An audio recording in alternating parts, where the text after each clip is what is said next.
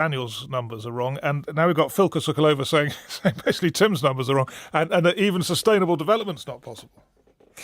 Again, what I would say is that growth or degrowth isn't really the question. So there might be individual sectors in which absolute decoupling has been achieved, so in which you can grow without increasing your environmental sort of degradation.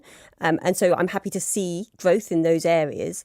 I think what we need to do, though, is just again, think about what we're achieving. So the question isn't growth, yes or no. The question is, how do we get to environmental protection? Okay, I must let Tim come back on my casting aspersions on his numbers. How would you respond to the green growth being impossible? Yeah, I mean, that's essentially was a part of what I was saying, that if you do the numbers, and Philke was making a very similar point, that you make extraordinary demands on technological improvement, on the improvement in carbon efficiency, on the implementation rates of renewables beyond anything that we've ever achieved in the past. And the point where I would depart from Philke, I think, is to say this entire focus on a kind of growth dial, as though you can sort of turn it one way or turn it the other way and it'll solve all our problems, may actually be wrong, actually, that it's the problem, in a sense, is not whether the economy is growing or not, but whether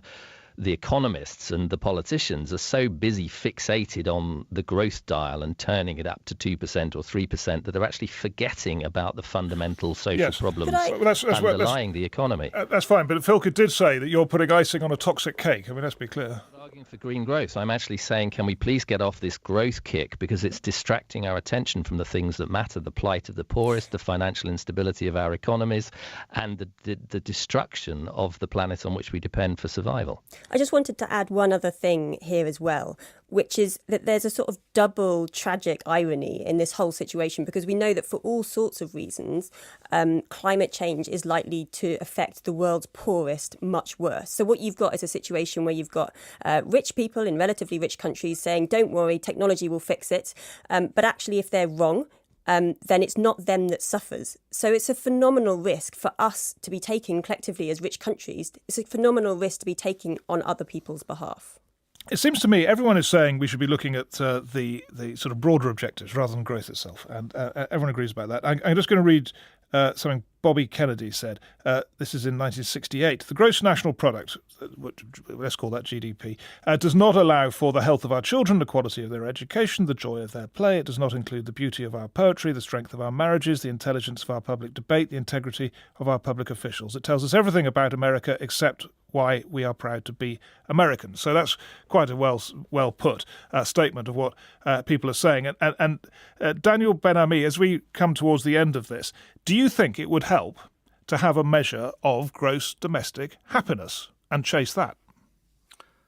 No, I don't think it would solve the problem. And this debate really, although it's often pitched as a debate about measurement, it's really a more fundamental debate about growth. And here I think you've overestimated the agreement between us, because the way I see it is it's really a discussion about limits to growth.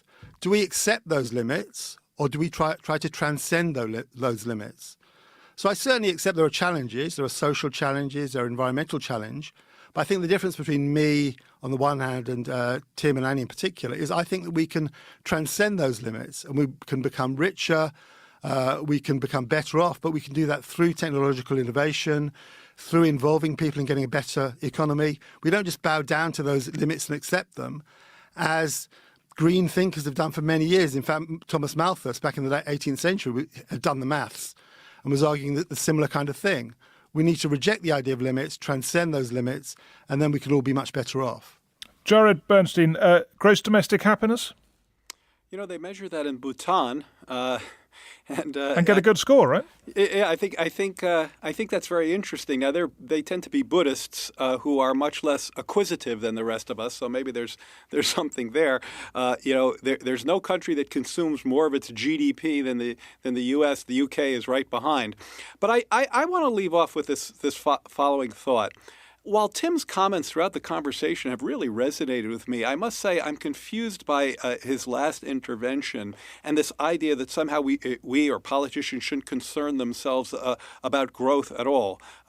And the reason is because I guarantee you that if the world growth rates were somehow 0%, the only way we would be able to help the kinds of people that Tim, I think very righteously wants to help is by taking money from one group and giving it to another one. And that's really hard to do. I think you have to inject some political economy into your thinking.